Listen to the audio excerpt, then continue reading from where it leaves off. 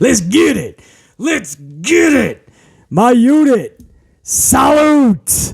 Welcome to the Amped Up Podcast with BC Amplified for Friday. You know what that means. Much love to Big Brody up high. But it is indeed Friday, the 26th of May, which means we are on the eve of Night of Champions from World Wrestling Entertainment. And then the next day on Sunday night, NXT Battleground goes head-to-head with AEW Double or Nothing. So it is a monstrous weekend in the pro wrestling world. The bulk of this podcast, we are going to focus and feature Night of Champions, the entire card and lineup. 7 announced matches, 5 of them championship matches.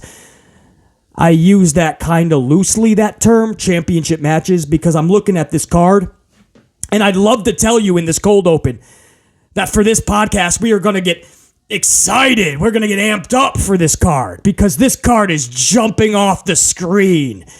And it's captivating BC, right? It's intriguing BC, but I can't tell you any of that because that'd be a lie. I'm looking at this card and it's grossly thrown together. It looks like they threw bologna, salami, ham at the wall, and whatever name it landed on, that's how they created some of these matches. In some of these championship matches, the people involved, are they really title matches? I mean, on Raw, on SmackDown, if these matches were happening, it would be a bathroom break, or you would go up and make your own salami, bologna, ham sandwich while these championship matches were on Raw and SmackDown. But no, it's not Raw. It's not SmackDown. This is on Peacock on a Saturday afternoon where a lot of you guys got to get up early in the morning, West Coast, to see Nattie Neidhart go for another championship. Ali, who's been a jobber for the longest of time since it seems like the beginning of the Renaissance. But no, Ali's going to be going for Gunther's title because that's realistic. Roman, on an event called Night of Champions, is not defending his Universal Championship. Why would he? He never does that. He's going for tag title gold. Cody's wrestling a singles match, though, which would make sense if Cody had the title, but where have you heard that before? No. We're told by everybody in the industry that Cody not winning the title is the right decision. The story continues. Hey, listen to me, Sonny. The story continues. You don't know pro wrestling. Oh, you're right. You hear the latest story from Meltsy Boy? The latest story from Meltsy Boy is that Roman Reigns and Cody Rhodes is penciled in for WrestleMania 40. I'm sorry. What did you say? In case they don't get The Rock, right? Because I assure you, if they can get The Rock, it's Rock and Roman for 40, whether there's a title on the line or not. So that's first and foremost. Plans will absolutely change if you can get The Rock. Secondly, what the fuck makes you think that's going to be as intriguing as what the hell just happened at 39, lightning in a bottle? Did you hear that crowd? Did you see that crowd? You got to read the room, bro. The entire world was ready for Cody to win that championship. The entire world, just as importantly, was ready for Roman's title reign to finally end. And I was a supporter of the long reign. I loved it all the way to Mania. But even I read the room. Even I was starting to feel a certain way. Even I knew that Roman was going to be more part-time than ever before, and he was going to go home for a month or two, and he ended up going home for a month and a half after Mania. So even we all knew he had to drop the title. And we knew that Cody was going to go on the UK tour. He was going to be the one in the big singles match at Puerto Rico. He was going to be the workhorse. And they decided to do what they did. And nothing ever since has made sense. Cody is taking on Brock on this card. Roman's going for tag titles, not even defending the Nothing makes sense. But it's all for WrestleMania 40 by then in Philadelphia, by the way. The crowd, you give them another year, especially Philly, they probably will have already turned on fucking Cody. The same thing everybody was scared if he got the title at 39. Oh, they're just going to turn on him anyway. This is the best bet, BC. They're going to turn on him anyway. You trust WWE's booking to book him properly? Look what they're doing with the Brock Lesnar shit. This is a story that doesn't even have a heartbeat. It's a car that doesn't have an engine. A story without a purpose, a story without reasoning, isn't a story. It's thrown together horse shit. It's sad to say, because I wanted to get behind Cody and Brock. If you think I'm interested to see fucking, another year of Roman Reigns as Universal Champion when they're... God, it's gotta end. They're creating championships because nobody can get Romans now. That's what AJ Styles just said. He literally admitted it's a secondary title. He agreed with the fans, and he's the guy who's going for it. Anyway, I just thought that was... I got another fucking funny melty story for you. I'll save that for the actual show. That's the cold open. The cold open went too long. All right, I gotta wrap it up there. Come on back. Grab your beverage, down that shit, get amplified. You should already be amplified. Come right on back. We gonna stay amplified on Night of Champions. Salute.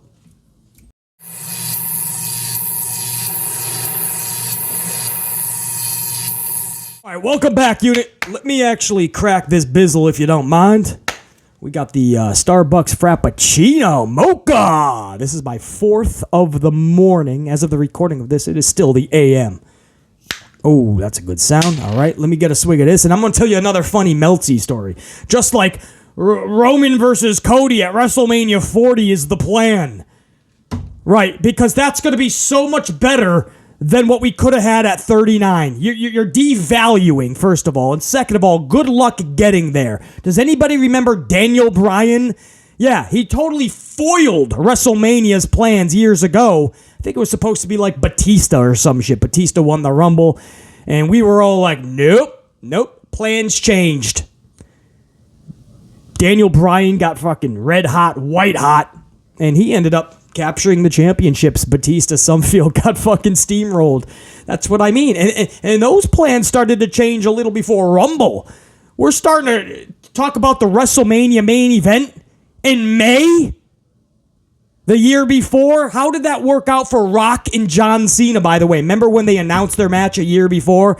And then everybody was like, what do we do now? And everybody twiddled their thumbs until about Royal Rumble the next year, when it could have just been announced then. It didn't do anything for the feud. In fact, the hype way overshadowed the match itself. So how did that work out? Do you think this is Andre the Giant versus Hulk Hogan back at WrestleMania 3 and WrestleMania 4? People forget Hulk Hogan won at WrestleMania 3. They just kept up a captivating story to WrestleMania 4. No, this is a massive botch at 39 just to try to correct your wrong at 40? Oh no, that's right. Industry professionals say it was the right decision. Cody will be hotter than ever, and the moment will be even bigger than 39. Let the story play out, Beasley. Hey, Beasley, you think you know it all, man. Your ego is the size of Jupiter, man. Salute, unit. Oh, I got another melty. Before we go over the Night of Champions card, I got another melty story for you that'll make you laugh. And I do have to say, I don't know if I mentioned this in the cold open, there will not be a SmackDown review tonight. Well, tomorrow. I never do it. I'm not one of those people that after you watch 2 hours of SmackDown or 3 hours of Raw, I expect you to come to my fucking channel and hear me flap my fucking gums about the show that just almost put you to sleep, or probably did put you to sleep, and now I'm asking you to shoot the shit about it for another 2 hours? No, I try not to do that immediately after shows where you just watch 3 hours of Raw or 2 hours of SmackDown, and here we are at midnight talking about the fucking shitfest. I try not to be that person, so I always go the next morning. But because Night of Champions is on so early tomorrow, I just think it's gonna muffle up the content. And I'm not trying to confuse my audience, and I don't want to overload too much. There was a double amped up podcast day yesterday. 2 podcasts went up on the channel. A lot of you guys probably don't even know that, but that is the case. So now you have today's podcast, and then early tomorrow, then we have Double or Nothing and Battleground from AEW. So it's a stacked weekend. SmackDown just doesn't fit into the plans. So that is not going to happen. But the good news is I hope to be like a Clorox wipe. I'm 99.99% sure that I will be live for Night of Champions tomorrow. Hopefully. 99.99% sure of that. So tune into the channel, man. If you or just come in and out after every match, see where we're putting the goods, the bads, and the uglies, because this is not your typical review show, man. This is the best review in the pro wrestling world. The good, the bad, and the ugly. And I know a lot of you guys, you like to bounce in and out, see where BC is putting the tallies, what match is going in which column. It's always a fun time, especially when we do it live, because a lot of the time I put my amplified unit to work, especially my members, my channel members, my gold team. I put you guys to work, and you guys have to decide if a match was good, bad, or ugly. So that's a programming note as well. Now, Melty boy, this was funny. Listen to this news. According to Melty, you ready for this?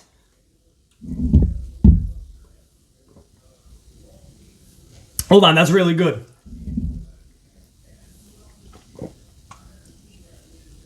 Here we go. This is earth-shattering news from Melty boy. Roman Reigns he is currently penciled in for SummerSlam and Money in the Bank. What? That's the news. Were we expecting something bigger? Trust me, I was too. That was literally a news story that's breaking out in the wrestling world. I'm not even joking, guys. I saw it on more than one outlet. Everybody is taking that and they're like, Roman Reigns is scheduled for SummerSlam and Money in the Bank. And I'm like, what the shit? It's SummerSlam. It's the second biggest event in the calendar year. Why would he not be in Detroit for SummerSlam? And he's at Money in the Bank. Are we supposed to fucking drop to our knees in great praise that the tribal chief is gracing us with his presence at Money in the Bank? It has gotten to such a stupid point, guys. The level in the bar has dropped so low that if he even is announced for a pay-per-view, we're like, wow, Roman's gonna be there. How did we get to this point? We're acting like this guy is 45, 50 years old, part-time personified, right? You know, he's only got like a year, maybe a year, 2 years left in the career. You know, we should just be happy we still got him. We're acting like it's an Edge or something, right? We know Edge, maybe a good year left in his schedule, and he's going to hang up the boots. Roman Reigns, I believe, I don't have time to look this up now, but I think he's in his fucking third. Yes, I do. What am I saying? It's my pod. I'll take 2 hours on this podcast if I gotta. Roman Reigns is like in his 30s, is he not? Hold on, guys. I'm gonna find out the age right now. I think he's in his fucking 30s. Of course. Oh, yeah, he's not in his 40s, bro. The way his schedule is, you would think he's in his fucking 40s.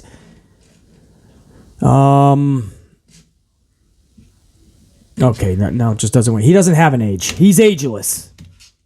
He's ageless, guys. Oh, he actually is near 40. Okay. All right, I take that back. I was like, wait, he's nowhere near 40. What are we talking about? He actually is. He's 38 years old. Okay, so Roman is 38. He just turned 38 yesterday. Happy birthday to the birthday chief. 38 yesterday. So he's 38. Okay. So he's getting up there. But this schedule for a dude that's still, I would say, in his prime. I'm easily going to say in his prime. The way that he wrestles and his style, it doesn't take that much out of him. Especially with his schedule. And what I see him do in that ring, I would say until he's about 40. And then I'd start saying he's no longer in his prime. But with the way his style is and how often he competes, the dude's still in his prime. 38 years old, and this guy only has to wrestle a handful of times a year.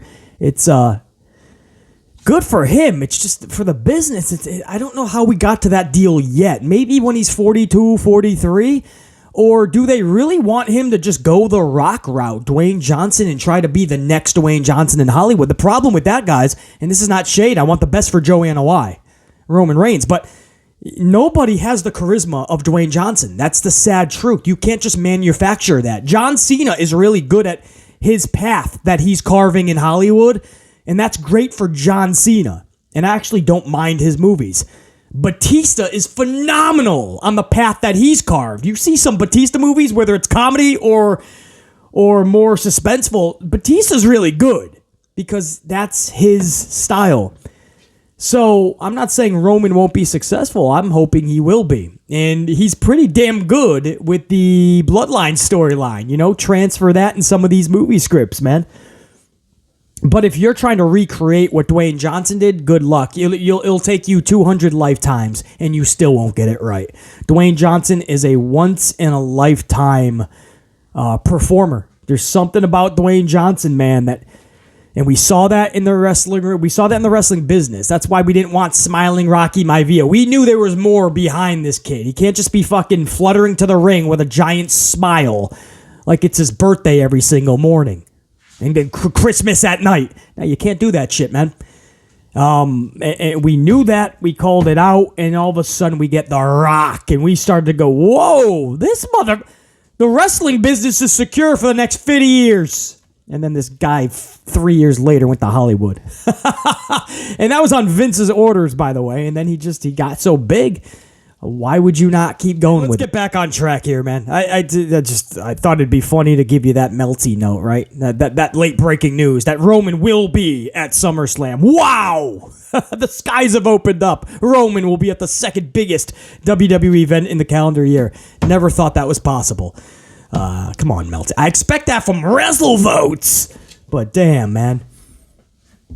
All right, so now the focus, as I said, is going to be on Night of Champions. And speaking of Corey Graves, I don't know why this is coming up in my feed here, but Corey Graves revealed that AJ Styles will officially move toward the Raw roster should he win the World Heavyweight Championship. Well, we know that. That's part of the reason why fans are just befuddled by these decisions being made by Paul Levesque, Hunter Hearst Helmsley, Schnoz McGee, Pinocchio.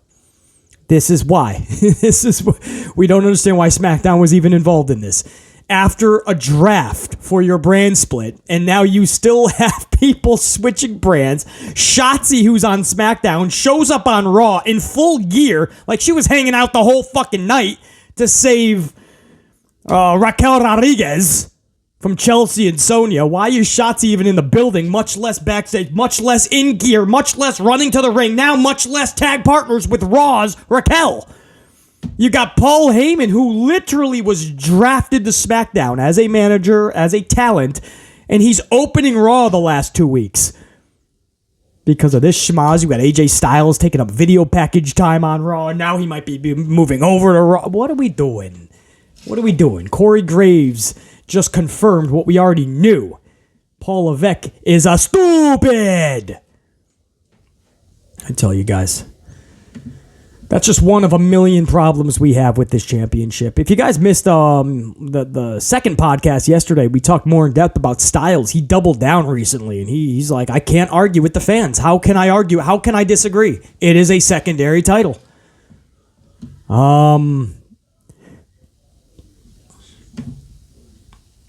All right, let's get into this, man, because I don't know how long this is going to take, because sometimes I'm just looking at the card and I just get frustrated, and then I get amplified, and then before you know it, 7 matches around this card, and BC takes 2 hours talking about it, because I'm just fucking befuddled by it. So let's start from the jump. Seth freaking Rollins versus AJ Styles, tournament final to crown the inaugural World Heavyweight Champion. Okay, now, match-wise is going to be good. We know this because we've seen this match before. We've seen it. I love how they did the video package, and they talked about how they met before. And I don't know if they did or not. Maybe you guys can correct me in the comments, but maybe they did. I don't recall. They showed their indie match. Maybe it was like ROH, some shit. I forgot even where. I do recall seeing it, though. The actual full match. But they actually faced each other in WWE a couple of times, and I don't recall seeing that in that video package. It's almost like they're acting like they didn't do it. They did. That's how I know the match will be good, right? And everybody's going to go, Basically, Just relax. It's going to be a good wrestling match in Saudi Arabia, man. Well, we know that, man. I could see great wrestling at the local bingo hall, man. I tell you guys that all the time. Great wrestlers is not my concern. Pro wrestling doesn't suck today because of lack of good pro wrestlers, guys, or the lack of good professional wrestling. Pro wrestling sucks because we don't have larger-than-life characters. We don't have stories that compel us, that intrigue us, and feuds that captivate us. Culminating moments and matches at pay-per-views that feel like we got our money's worth. We watch 2 hours on Fridays, 2 hours on Wednesdays, 3 hours on Mondays, and we're left befuddled at what we just watched and how we just spent our evenings.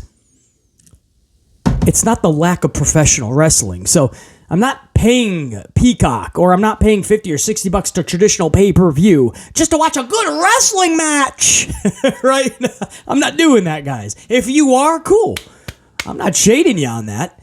But if you're wondering why ratings are so low and interest, just fan interest doesn't seem all that high lately. In fact, it's the opposite. It's because there's no characters that captivate us. The second they come through the curtain, nobody's jumping out of their seats going, wow, this person is right in front of us. I watch them every week. I'm a huge fan, and they are right in front of me. Man, this ticket was worth the price. No, you watch shows today, and people are barely standing up upon entrance. Or if they are, it's to stretch. Back in the day, the second theme music hit. Do you guys realize? The second the theme music would hit, they didn't even have to come through the curtain yet. Theme music. We were rocketed out of our seats, electrified. And when they came through the curtain, somehow it reached another octane. So that's the big problem, man, here, man. It's not that we're not going to get a good match. It's how this match came about. It's a championship that they're fighting over that is literally, it's not even just a cute phrase. It's a participation trophy. It is a runners-up title. Even AJ Styles, one of the two participants, we just talked about this just 2 minutes ago, literally said, I would love to disagree with those calling, this is a quote, and it's so fresh in my dome piece because we just talked about it in yesterday's podcast. I would love to disagree with those calling it a secondary title, but how can I? When Roman has the Raw and SmackDown titles, nobody can get it from them, so we had to create a new one. That's what he said. And this is not the first time that AJ Styles has said this is absolutely a secondary title. But we're just hoping that we can bring prestige to it. He's calling it the workhorse title, but I thought that's what the IC title used to be. We used to call that this, so what's that now? See what I mean? You just muffle everything. You muddy the waters. You blur the lines. So we create this championship, and this is all stemming. I told you guys, man, the Cody Rhodes not winning at Mania, how large this looms over WWE. It's in layers. There are so many issues that arose when Cody did not win that match Sunday night, April 2nd. One problem after another, so many that WWE could not dig out of the hole that they dug for themselves. And they're working 20, 30 times harder just to try to make things make sense. They're trying to correct wrongs by just providing more layers of wrongs. Two wrongs don't make a right. Just imagine Paul Levesque throwing a third, fourth, fifth wrong. You're so far off the tracks, this train will never be put back on them. So you got fucking Cody in a singles match that should be for a world title, but with no title on the line, especially in Puerto Rico, no title on the line there. Oh, why Roman was home, by the way, with the fucking actual titles. Roman comes back. He's going to be in a tag team title match, not even defending the Universal Championship. And we have to create a new championship, which the whole wrestling world is calling a participation trophy, runners-up secondary title. Wow, how prestigious that's going to be, right? Not so much. If I'm in this match, I'm going to do whatever I can to get fruit roll up really quick, get defeated. I don't have to hold that son of a bitch. Collect a fruit roll up, hit the showers. I could be eating fucking burgers at the local diner in a half an hour after the match. Freshly showered. Rollins, AJ Styles. I don't know how excited you guys want me to be for this match. The only thing that we can say is something to look forward to is it's going to be a good match. But I've seen it before, so I guess that's how I know that. Aside from that, what's on the line? A participation trophy. It's like running, being in elementary school or middle school, or remember field day? And you run the little, what do you do? You run the mile, it was called, right? And you just run around your school field, however many laps it takes to equal a mile, and you just run. Sometimes, 12, 13 if you got a small field. Maybe it's fucking 7 if you got a bigger field, but you run your laps, and whoever finishes the mile, that's first place. You get second place, you get third place. That's like giving fucking 24th place. That's like giving everybody in the classroom a ribbon. All 24 students in the classroom that ran that mile, everybody gets a fucking ribbon. Aren't you going to run out of colors at that point? You're going to have to go into neons. Students go back into the fucking classroom looking like the Ultimate Warrior's tassels, man. Every ribbon, 24 ribbons. How many champions you going to have in this fucking company? As it is, because you didn't even make both of Roman's titles one yet. You haven't swapped the Raw and the SmackDown Women's Championships yet. So Bianca's defending the Raw title on SmackDown. Rhea's defending the SmackDown title on Raw. None of this makes sense. So you didn't even do that properly. On top of that, we thought Roman's would just equal one Universal. Instead, he still is holding 2 fucking championships because Paul Levesque either doesn't have a clue what he's doing or doesn't have the balls to actually pull the trigger and do it. So we're left with nothing but blurred lines and muddied waters. So technically, after tomorrow, we'll have 3 world championships. You ever remember a time we have 3 world championships in one company? Yeah, welcome to Paul Levesque, Schnoz McGee, Pinocchio's WWE. Rollins and Styles.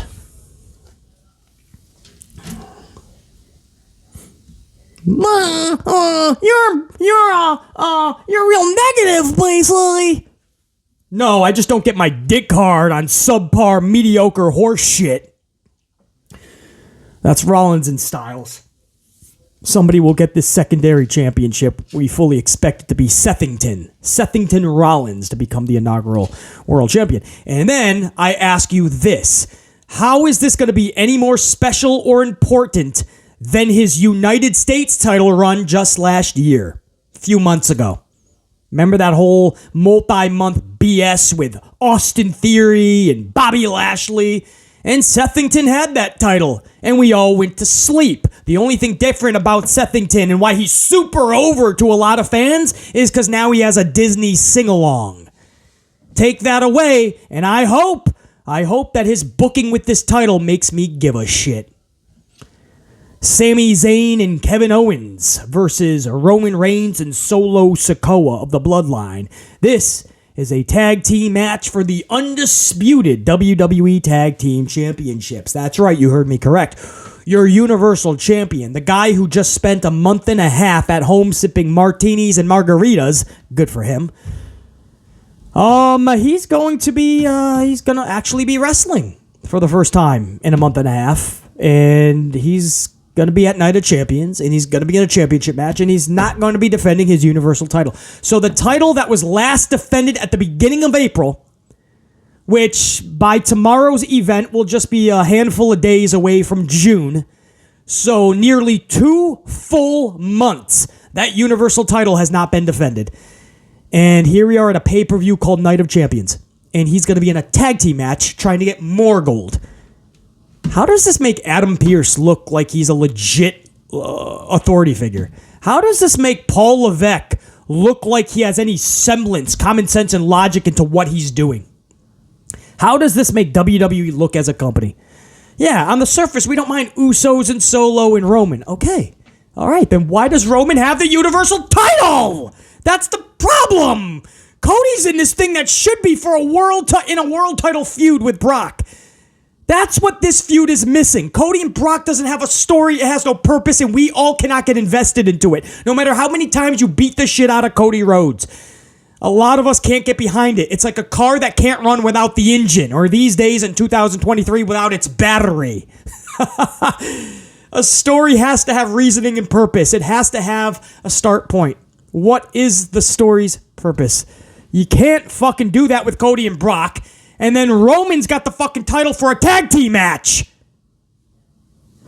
Basically, it was the right decision, man. Just wait for it. WrestleMania 40, you'll understand all of what Paul Levesque was doing, man. It's a master genius plan by Paul Levesque, basically. Right. Implode WWE for an entire year to get to WrestleMania 40 for a moment that's going to be way less than 39's moment. Gotcha. Thanks, Paul Levesque. Wow, he's really bringing back the creativity from Black and Gold era. So, listen. If you're talking about just the match itself, I'd be thinking that Sami and Owens versus Roman and Solo will be a more fun match than even Rollins Styles, guys. I will say that. Like as far as being interested in the match itself, I'm more interested Zayn, Owens, Roman, Solo than even Rollins Styles. So, I mean, that's the one bright spot in here. But Roman holding the Universal Champion, the Undisputed Universal Championship, and not even defending it at an event called Night of Champions, but being in a tag match, going for more titles, when WWE management admitted that it's wrong, the contract he has with his current setup, but he found a loophole, so then they give him more opportunity. It just doesn't seem... I don't know, man. I know, BC, you use too much logic and comment. Just lean back, drink your coffee, and just relax and enjoy the show, BC. I tell you all the time, guys. I love my professional wrestling. I don't bitch, moan, complain, and rant. Just to fucking get shits and giggles. I don't just hate watch and I can't wait to get on the mic and just start fucking ripping shit apart. No, I love pro wrestling. I just want to see it done correctly. When pro wrestling's done correctly, BC's like a kid in a candy store. Or should I say BC's like a kid in a coffee shop. But wrestling is just not good most of the time. Same thing when I go to see my New York Knicks at Madison Square Garden or I'm watching them on TV. I love my Knicks. For 20 years, why do we bitch, moan, complain, and rant about the Knicks? If you're a Knicks fan, you know what I'm talking about. It's because my Knicks have sucked for 20 years. In every single game, we have to remind management and everybody involved how much they suck and what needs to be done to correct it. We didn't have to be inside of Madison Square Garden to know what needed to be corrected. Every time they started to show some semblance of improvement, it was everything we told them needed to be done. You can say that about the Yankees when they're off. My Green Bay Packers for sure. Even with Rodgers and a winning team, we just couldn't get past the first round most years because we choke in the playoffs. Yeah, we're going to bitch, moan, and complain every single season. Every game if need be. Why is pro wrestling immune to that? Pro wrestling's the weirdest thing where other fans will come across a channel like this and go, if you don't like it, just don't watch it. Can you imagine if I watched my fucking Knicks and they sucked for 20 years and 20 years ago I just decided not to watch them? That's not a fan. That's not somebody who loves something. That's somebody who didn't really like it to begin with and just quit. No. Don't like it, don't watch it. Or they're just hate watching. I love this shit. Unfortunately, that's what it is. Shit. I don't understand the whole Roman Reigns, Night of Champions, not even defending his fucking title. That doesn't sit well with BC, and you're damn right, we're going to get amplified about it. I should put that in the ugly column right from the jump tomorrow. I haven't made any decisions about that yet. So far, again, this is an event of 7 matches, 5 title matches. We currently went over 2 matches thus far. The inaugural World Heavyweight title match, Sethington versus Styles. And then Sami and Kevin defending their tag titles against Roman and Solo. Third matchup, Brock Lesnar versus Cody Rhodes. This is just labeled as a singles match. Awesome.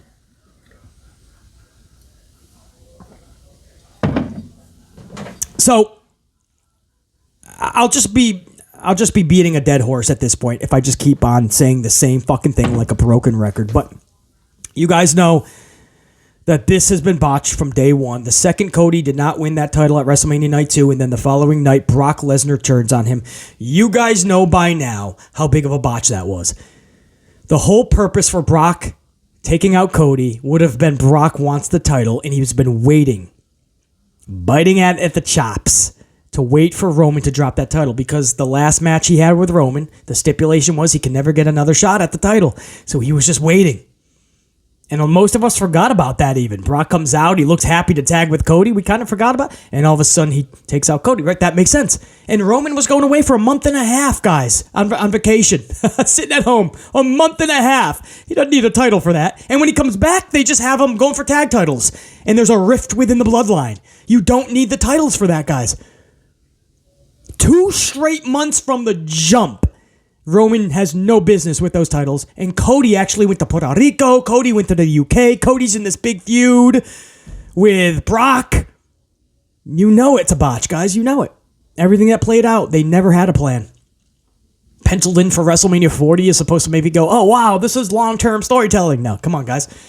Come on, man. Nothing seems right. And here we are. Here we are. Just like at Puerto Rico, here we are in the rematch. Night of Champions.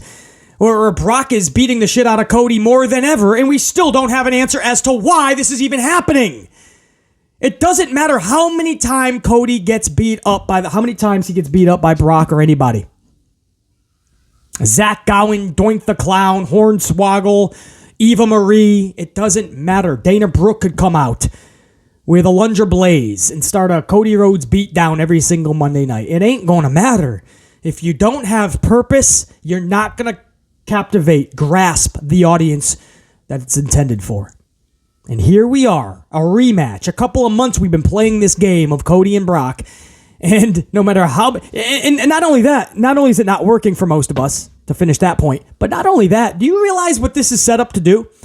The breaking of Cody's arm on Monday, or damn near close, if not, I think Paul Levesque, Papa H put himself into the final segment of Raw so he could be the fatherly figure to Cody.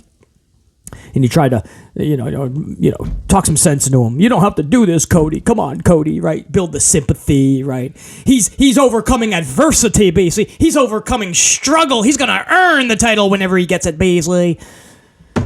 So here you go with a snapped arm. And now he's going to go in there and he's going to show heart. He's going to go in there like Rudy. You ever see the movie Rudy? The little Notre Dame kid overcame the odds, made the team, and even got a sack at the end of the movie. Well, he's going to play Rudy, man. He's only got 3 limbs, but he's going to go in there and try to slay the beast anyway. Or most likely, he's not going to slay the beast, but he's going to show everyone that he came to fight and he's not going to back down. Do you realize what they did Monday is they set up not just a loss for Cody, but it could be a squash. This could be like what happened with Brock and John Cena. Do you guys remember? I think it was Extreme Rules, maybe. And Brock literally decimated, annihilated, tore apart like a ravaged animal John Cena. And I still vividly remember just the beating that Brock gave Jonathan. And here we are, and it just seems like we're going to replay that a little bit. Cody will get some shots in, he'll show his heart, he'll get the best of Brock for a moment, maybe, catch him off guard, I don't know. But I just don't see Cody coming out the victor here. And you're talking about a guy who just last month lost at WrestleMania, and now he's losing to Brock Lesnar, and you're going to say what? But he beat him in Puerto Rico, basically. He fucking ran away. He caught him on a cheap fruit roll-up, and then he ran away. Literally, the face of the company ran away. And the next time they meet, he just gets annihilated because the whole weeks previous, he's just been getting the shit kicked out of him. That's not adversity. That's not struggle. That's horseshit booking. That's the type of booking that's going to make people fucking laugh if they're not so saddened by what has happened to Cody. You know, after that botch at Mania, if you thought, even if BC made that botch and had Roman walk out with the title, if you think that the next month I'm just going to have this dude lose to Brock too, not happening. And of course, that'll set up a rubber match for Brock and Cody if that happens.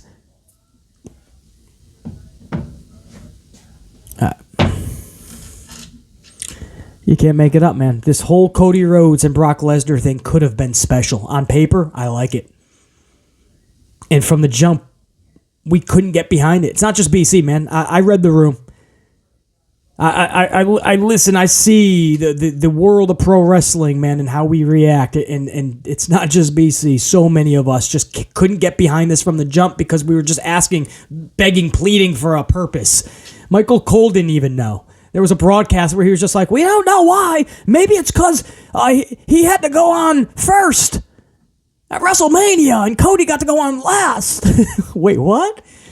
In the past, they actually used in a storyline that Brock wanted to go on first because it fits Brock's character too. He just wants to go back to the farm as quick as possible. So he was having world title matches at the beginning of the card. And now all of a sudden Brock doesn't want to be... That's what I mean. They contradict they forget. I truly believe they forget their own fucking stories from the past. They forget their own BS. And they just end up contradicting themselves. Anyway, guys, Brock Lesnar, Cody Rhodes. I should feel some type of way about that. I do, actually. What am I saying? I feel some type of way, all right. I should feel excited about that. I should be excited about that match. Frustration because it could have been prevented. All the BS could have been prevented. This could have been special to all of us. Brock, Cody, singles match. Just singles match. That's all it says. Singles match for the WWE Intercontinental Championship. IC title holder Gunther versus Mustafa Ali. And this is what I mean when I said this in the cold open. Like some of these matches, title matches for a premium live event called Night of Champions for this big event in Saudi Arabia. And we have matches like Ali versus Gunther. Now, I know on the surface you say, BC, I'm so proud that he gets this chance, man. BC, he gets to shine, man. Man, don't be so negative, BC. Ali's going to have a chance. This is what we all wanted. First of all, who's we all? I never said I needed to see Ali in any significant fucking matchup or pay-per-view. I want Ali to captivate me first, build him up, and then I'll see him at a pay-per-view. Right? But it's ass backwards. You have Ali literally as a jobber for months, and then they pluck him the last couple weeks to look like he's picking up W's, right? Or they have him pick up these weird W's, and then he's thrusted into an IC title match at a premium live event. But you just had him jobbing out for months till the fans literally fall asleep during his matches, and now all of a sudden we're supposed to go, Ali! What an IC title match this is! No, forgive me or forgive me not if I'm not too excited to see Ali go for Gunther's title. And we gotta pay for that shit?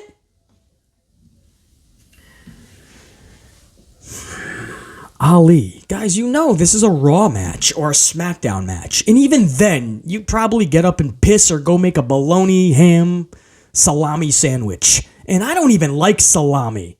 But I'd find something that's better to do than watch Ali versus Gunther. And to see it at a premium live, it's like they just plucked a random name. And I understand, Gunther's not losing that title. So this is a no harm, no foul situation. We'll just pluck a jobber for a few weeks before the event. We'll make him look like he's not a jobber anymore. He'll lose to Gunther, and then he'll be back in Jobberville. See, I'm a mile ahead of all this shit, and it just doesn't excite me. Ali versus Gunther. If you're honestly excited about that, or you're just willing to forget how stupid this is just because you're proud and happy for Ali, good for you, bro. You know, and that's the what's that, fourth match we just went over. Ali going for Gunther's IC title, and then the next match is a singles match for the WWE SmackDown Women's Championship. Rhea Ripley defending the I'm getting all confused here. The SmackDown Women's title for Raw. So she's competing on Team Raw, basically. She's part of Raw, but defending the SmackDown Championship against Raw's Natalya. Just like Ali. How does Natalya going for gold? How, after the way she's been booked too, just like Ali, the way Natalya's been booked for 10 fucking years, how does that excite you? Nattie going for Rhea Ripley's championship. And did you see the story over the last several weeks to make us excited for this match? You probably didn't. You know why? It's rhetorical. There was no story. Rhea Ripley just keeps coming across Nattie and going, don't you get in my way. And Nattie's like, I'll show you one day. And that one day is tomorrow. Night of Champions. Day of Champions for most of us. Statewide anyway. Saturday, May 27th. Natalya and Ali are going for gold. What a night of champions. Sixth match. Sixth match is the fifth championship match. Fifth and last. Bianca Belair, who is defending her Raw Women's title representing SmackDown against SmackDown's Asuka. Again, if you're confused, yeah, that's Paul Levesque's WWE. He just wants to confuse you even more than the old bastard in Stanford, Vincent Kennedy McMahon, used to fucking confuse you. Paul Levesque takes confusion to another level. Paul Levesque is so lost, he doesn't know if he's coming or going.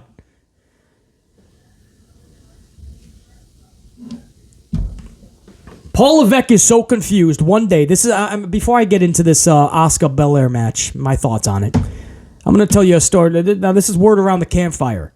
Paul Levesque is so confused, so lost backstage that there was a moment where he had some gusto. He was full of a little bit of rage, and he wanted his balls back. So he stormed into what he thought was Stephanie McMahon's locker room, and he grabbed the purse, and he was gonna get his balls back, man. Reattach those some bitches, and really show everyone that Paul Levesque means business. He's got his balls back. So he reaches into the purse, he goes to grab his balls, and he sees them not there. There's no balls in the purse. He got pissed off. He's like, what did Stephanie do? Did she sell the balls on eBay? Did she just fucking give them away? Did she throw his balls into the trash? Where's the balls? Flipped out on Stephanie. It was a whole public thing, man. Turns out it was actually Becky Lynch's purse the whole time. Of course, Becky's not going to have Paul Levesque's balls. So they had a huge fight. When they got home, Stephanie, I guess, showed Paul the balls are still in the purse, but would not give them back to him. So he was he was still upset because she would not at least loan the balls back to Paul. So they're still in Stephanie's purse. But yeah, Becky was somehow dragged into this because he accidentally thought that Becky's purse was Stephanie's. So anyway, thought that was a little. Listen, that's where we're at, guys. I'm at the 6th of 7 matches here, and I can't tell you anything I'm looking forward to, actually. So you got me telling stories about Paul Levesque and Stephanie's fights backstage. Anyway, Bianca and Asuka. Singles match for the WWE Raw Women's Championship with 2 SmackDown competitors. Did you get that? 2 SmackDown ladies fighting for the Raw Women's title. Because Paul Levesque, he knows what he's doing. What do I got to say about this, man? This is a rematch from WrestleMania, and it was botched so badly at WrestleMania. Asuka had to have won that match for Asuka. It was for Asuka. Belair's title reign had hit a wall. And that's okay. You don't need a title all the time. You don't even need the title most of the time. There's times where I say that about one of my favorites in NXT, Roxy. She could have easily just won that tournament and won that title. I was saying from day one, no. And she's my favorite down there in NXT. I said Roxy does not need that title right now. I hope she does not get it. Give it to Cora Jade. Give it to Tiffany Stratton. I don't give a fuck. Do not give that to Roxy, and I'm glad that she lost. Absolutely. And she had what a match with Tiffany this past Tuesday. I was able to catch that live. It was, oh man, I actually reviewed that show too. But no way should she walk out the winner. I said the same thing here. I much respect for Bianca Belair. She's going to be just fine, but her title reign went stale. They don't know what to do with Bianca, and her. That seems to be a common theme with WWE. Whether they have a title or not, they don't know how to book their wrestlers. But it's even more... It's even more magnified when you have a title, bad booking. So I think Belair could have used just a fresh path. And this was the perfect time with the draft, and you knew she was going to SmackDown anyway. And what this would have done for Kana Asuka, this new personality. She's never won at Mania. She's 0-5. I mean, this would have been masterful, man. And massive. And they just had Bianca win. And then they do the draft, and Bianca carries the Raw title to SmackDown. They still don't know what they're doing with it. And they're just like, oh, fuck. And they kept Asuka home for a whole month. They had nothing for Asuka after that. And then they were just like, oh, fuck. We have nothing for Night of Champions. Asuka, we're going to have you just take another L to Bianca. Why do that to Asuka? Or what are you telling me? Does Asuka win the title at Night of Champions? So you ruined an epic moment at Mania.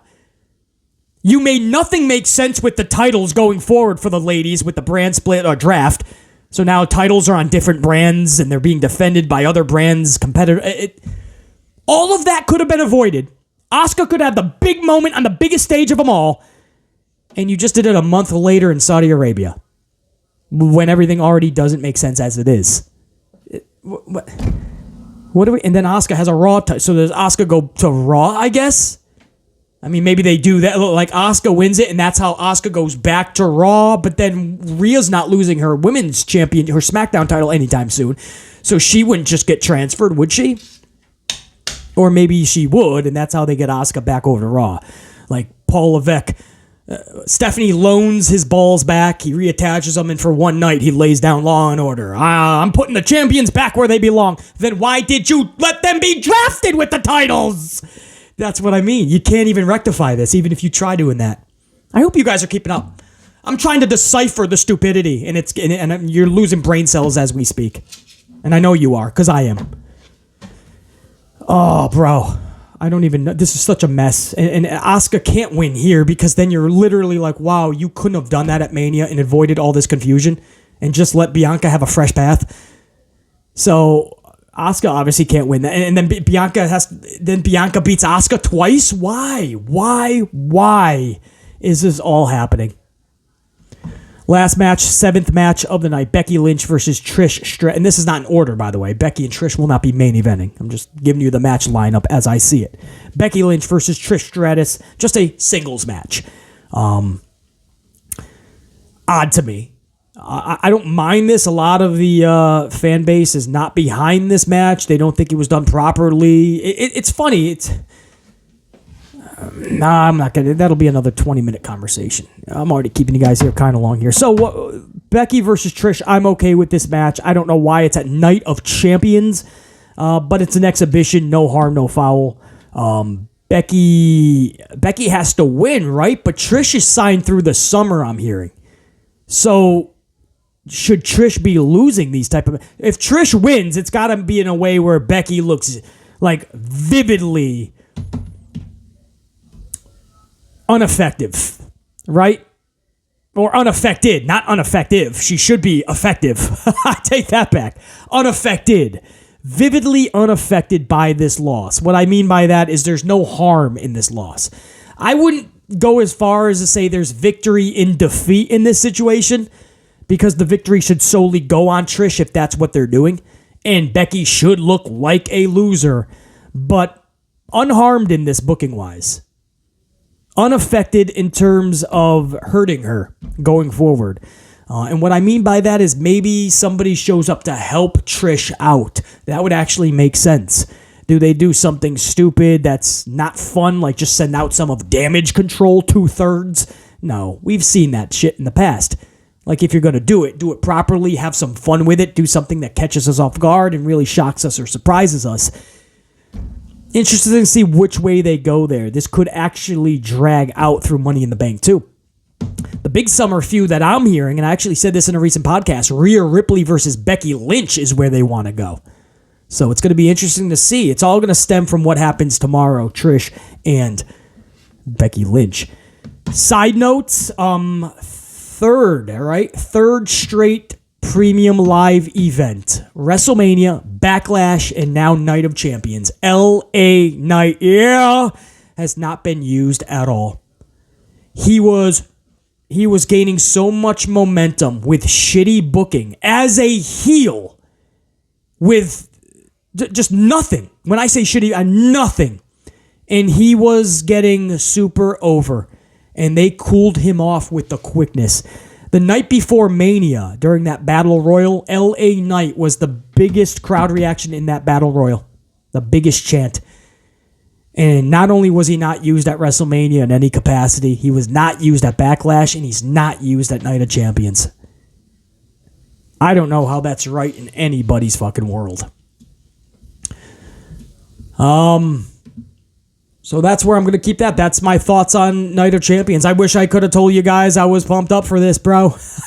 I wish this could have been a positive preview for you guys. Just not the case. We went over all 7 matches, and guys, this does not sound like this is a multi-billion-dollar conglomerate company that has their ducks in a row. This seems like a company right now that creatively is sinking. Financially, they're swimming pristinely to shore, right? We understand the money they're making. Creatively, this company is sinking faster than a ship with 1,800 Yokozunas. Or the AEW roster. Just think about how bloated that son of a bitch is. Which, by the way, speaking of, a lot of people are... See, now I'm going in the side notes, but this is it's my podcast. We talk pro wrestling. I start going in left field with a hockey stick, but there's so much I want to talk about. I mentioned AEW. There's a lot of people that are questioning Willow's involvement with AEW after winning the Strong Championship, NJPW Strong Championship in the Mercedes match. Mercedes got injured, of course. And there's a lot of people that are thinking, well, you got to capitalize on that, man. They did the little thing there, the little video. They mentioned, or they showed, I believe, Sasha Banks, Mercedes Moné. But man, you just beat Sasha Banks. You just beat Mercedes Moné. Willow could have really used that rub in an ultimate way, and they really dropped the boat on that. I think Dynamite dropped. I think they dropped the creatively, they just botched a lot on Wednesday. There was a lot of things they could have and should have done to really pump up Double or Nothing, and a lot of things were sitting in Tony Khan's lap. And Willow is just one of many things that I'm questioning. Speaking of Mercedes Moné, not only was she supposed to win that Strong Championship, we're hearing that it was actually created specifically for her in mind to win first. How crazy is that? And then that freak accident injury happens. Crazy how that works, man. Much love and respect over to Mercedes Moné. We hope a speedy recovery, but not too quick. We want to make sure that you're healed properly, of course. Unit, that's what I got for you. Hopefully you guys enjoyed this amped up for Friday, May 26th, 2023.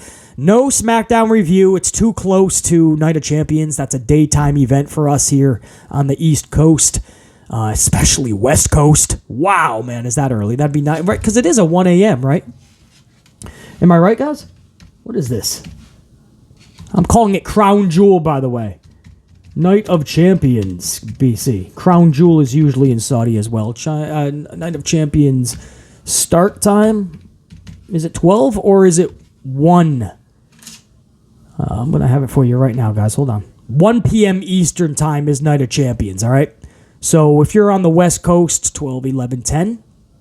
10 a.m.? Damn! How do you West Coasters do that shit? I still question, what is Raw then? If it's prime time for us at 8, are you guys getting Monday Night Raw at 5 p.m.? Is that your prime time? I think I've asked this a million times before and I keep forgetting. 1 p.m. I hope to be live with you guys, man. That's the hope. A live, good, the bad, and the ugly review of Night of Champions. How badass. You see what I feel about the card.